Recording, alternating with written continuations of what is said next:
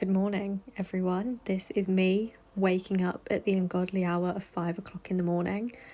I'm apparently making my bed. I'm not sure how I managed to muster up the energy to do that.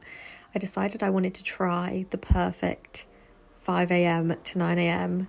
before my 9 a.m. to 5 p.m. There's a trend currently circulating on TikTok which shows these perfect morning routines where people get up and they go to the gym and it sets themselves up for the day. So I wanted to see whether it was really worth it, see whether having this perfect morning routine was life-changing. Will it mean that I'm going to get up at 5 o'clock in the morning every morning? I'm not sure. You'll have to wait and find out. So as you can see, so far I've made it out of my bed. I've made my bed and I've also opened the blinds to it being incredibly bright at 5 o'clock in the morning.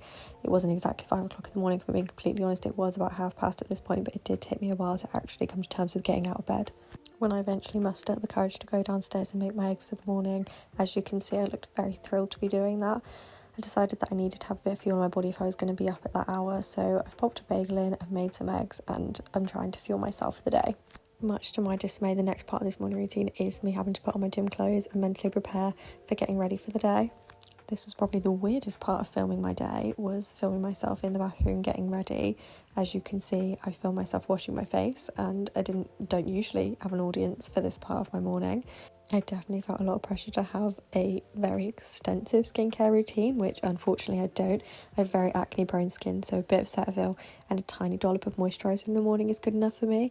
You'll see in a minute that I do actually push the boat out and decide to use a bit of eye cream. And if I'm being honest, I'm not 100% sure why, because I think I've only used that about twice in my life, but apparently I wanted to include it in this video.